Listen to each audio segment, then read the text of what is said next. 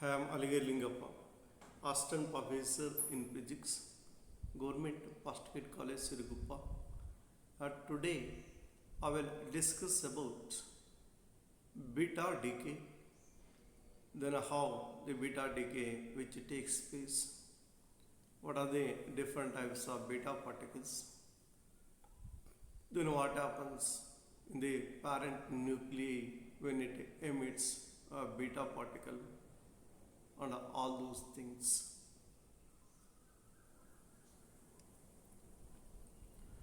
Radioactivity. Historically, the products of radioactivity are called alpha, beta, and gamma. When it was found that they could be analyzed into three distinct species by either a magnetic field or an electric field. Here, radioactivity means the spontaneous emission of or the spontaneous disintegration of radioactive element with the emission of highly energetic radiations is known as radioactivity. So the radioactive sample or element usually which emits different types of radiations. So then which are the different types of radiations emitted by the radioactive element? Then now you see the left side diagram where radioactive sample to be taken in the lead block. Then the radioactive sample which emits radioactive radiations like uranium, thorium, radium, etc. So a radioactive sample may be uranium, thorium, radium, etc. which emits radioactive radiations. The radioactive radiations emitted by the radioactive sample is made to pass through the magnetic field. Then you see that some of the radiations deviates towards left, some of the radiations deviates towards right, and some of the radiations which travels along the same straight line without deflection or deviation.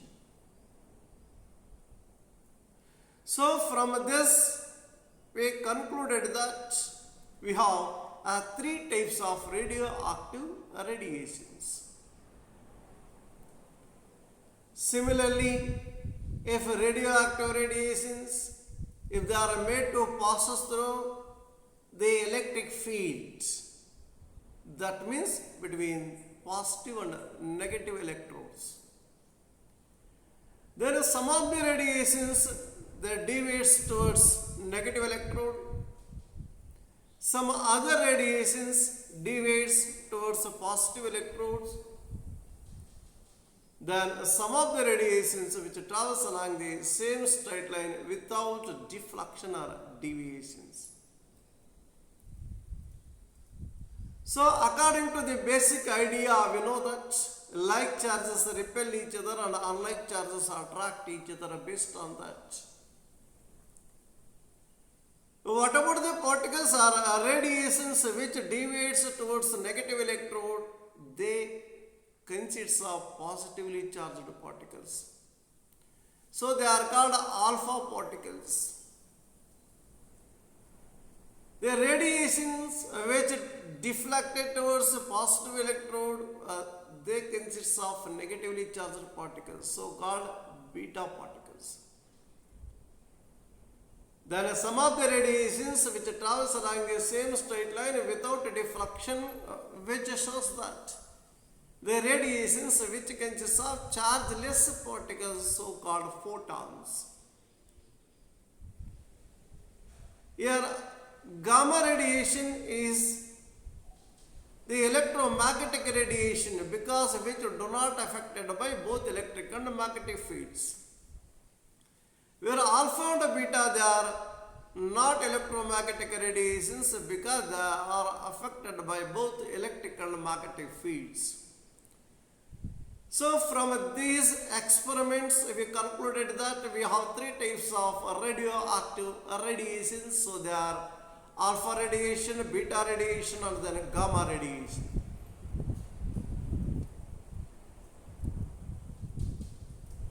So beta radiation. Let us consider carbon 614 isotope of carbon, so-called artificial radioactive element. If it emits beta particles, so then it becomes nitrogen 714. So where usually the beta particle, which can be represented by the letter electron, E minus, along with antineutrino. So similarly,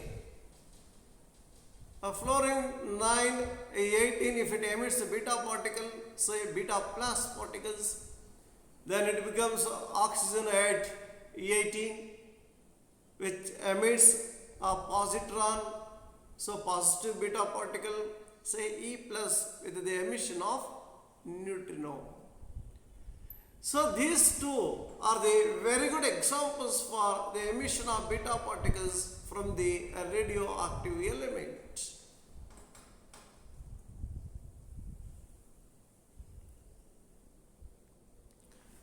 Beta particles are electrons or positrons, electrons with a positive electric charge or anti-electrons.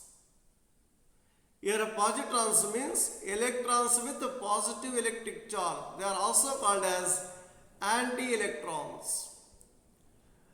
Beta decay occurs when in a nucleus with too many protons or too many neutrons. One of the protons or neutrons is transformed into the other. So usually the beta decay which occur due to transformation of proton into neutron or neutron into proton. So we have different types of beta decay: negatron emission, positron emission, orbital capture. There are three types of beta decay. Then what is negatron emission? In a beta minus decay, a neutron decays into a proton. So a neutron is transformed into proton. So then liberating the electron and an antineutrino. Just as the formula where a neutron gets converted into proton with the emission of electron along with the antineutrino N, that becomes P plus E minus plus nu bar. So example tritium, what we know that 1H3, it becomes stable helium 2He3 plus with the emission of E minus 1 E0, that means beta minus particle along with the antineutrino. So this is the example for negatron emission, beta minus emission, electron emission. So similarly positron emission, in a beta plus decay, a proton decays into a neutron, a proton and a neutrino. So in case of positron emission, where the proton is transformed into neutron. When a proton transformed into neutron which emits positron, so beta plus particle along with neutrino. So here given P, that becomes N plus E plus beta plus nu, so called neutrino. Example, carbon 611, if it emits beta plus particle, then it becomes boron 511. So that means that this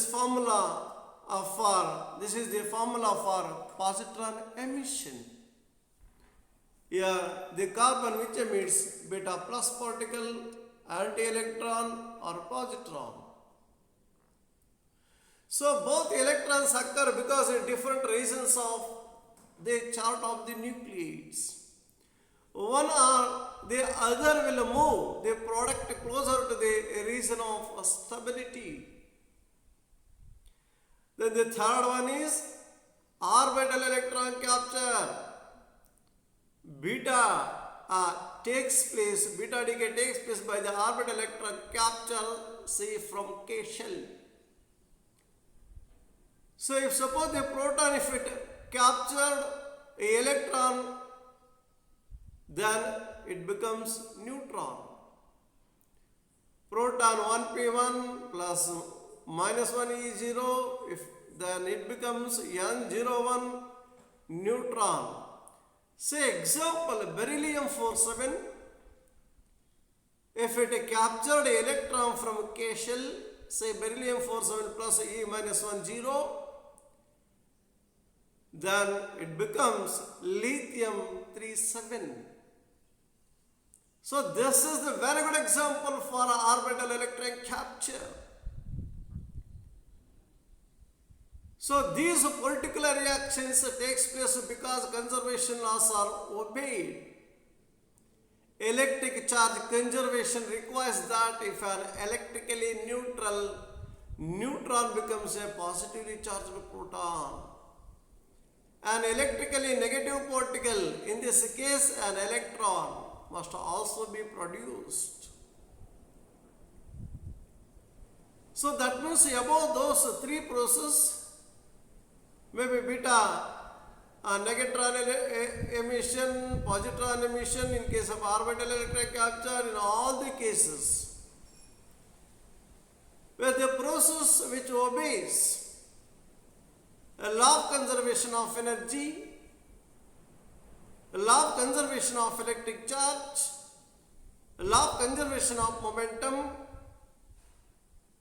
law of conservation of spin, and all those things. So called, we have three types of beta emission. Similarly, conservation of lepton numbers requires that if a neutron, say lepton number is 0, decays into a proton, lepton number 0, and an electron, lepton number 1. So a particle with a lepton number of 1, in this case an antineutrino must also be produced. The leptons emitted in beta decay did not exist in the nucleus before the decay. They are created at the instant of the decay. So proton decay, neutron decay, and electron capture are three ways in which protons can be changed into neutrons or vice versa.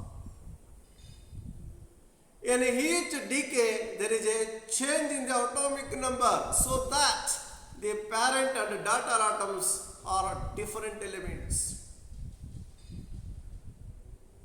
So in three cases, in case of proton decay or neutron decay or electron capture, where leptons which are emitted in a beta decay did not exist in the nucleus before decay. So they are created at the instant of decay. So that when the beta decay which conserved all the laws, so laws of conservation. In all three processes, the number A of nucleons remains same, while both proton number Z and neutron number n increase or decrease by 1. What we seen in the above expression, in that case where the neutron number increases or decreases by 1. In a beta decay, the change in binding energy appears as the mass energy and kinetic energy of the beta particle. The energy of the neutrino and the kinetic energy of the recoiling daughter nucleus. The energy of an emitted beta particle from the particular decay can take on the range of values because the energy can be shared in many ways among the three particles while still obeying energy and momentum conservation.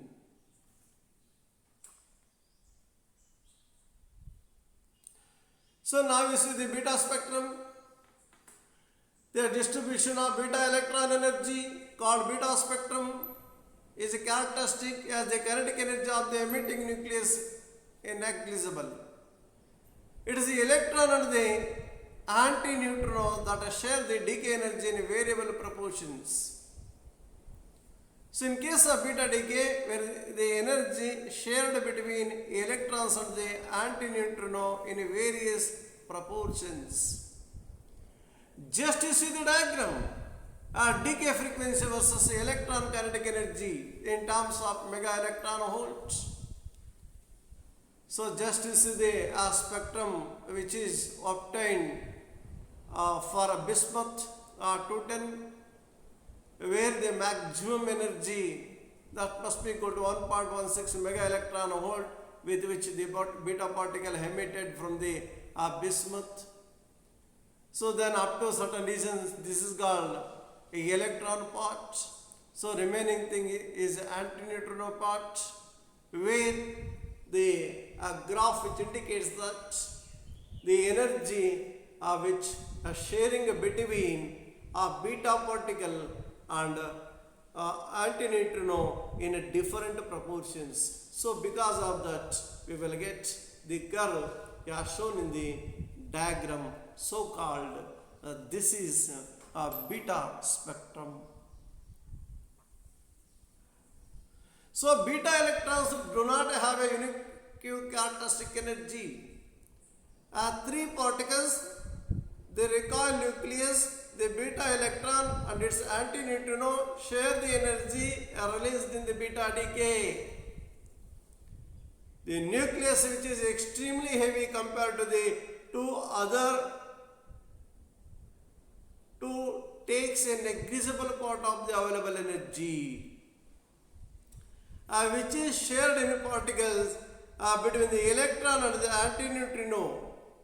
In average, electron carries a little less than 50% of this energy, and the antineutrino a little more than 50% of this energy. So what about the energy which occur in the process of beta decay, which is shared between recoil nucleus, beta electron and its antineutrino? In the case of beta plus decay, it is a positron which plays the part of electron. The neutrino that of the antineutrino, but the sharing are the almost to be same. So Fermi theory of beta decay. In 1934, Fermi formulated a successful theory of beta decay, which is based on Pauli's neutrino hypothesis. Fermi theory provides an expression for the transition probability for beta decay. The theory is based on the following considerations. The electron and neutrino do not exist before the decay process, and therefore the theory must account for the formation of those particles. So what we know that the electron and neutrino, they are not exist inside the nucleus before decay process. So the theory must account for the formation of those particles. The electron and the neutrino must be treated relativistically. Third one, the continuous distribution of electron energies must result from the calculation. So then a fourth one, an interaction causing beta decay is weak compared with the interaction that forms the quasi-stationary states. In other words, the time-dependent so-called potential responsible for beta decay is small compared to the nuclear potential, so-called time-independent, which forms stationary states. So therefore, time-independent perturbation theory can be applied to the beta decay process, as we can treat decay causing interaction as weak perturbation. So typically the kinetic energy of beta particle is 1 mega electron volt. Then the momentum is P is equal to 1.4 mega electron volt per c. So that indicates the velocity of light.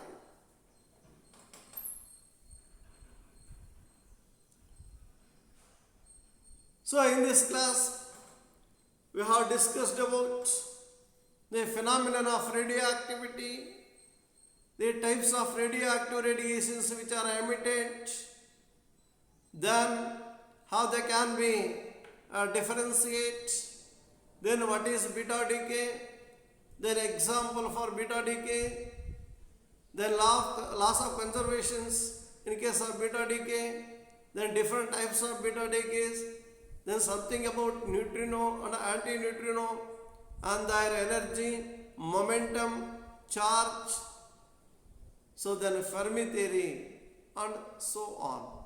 Thank you.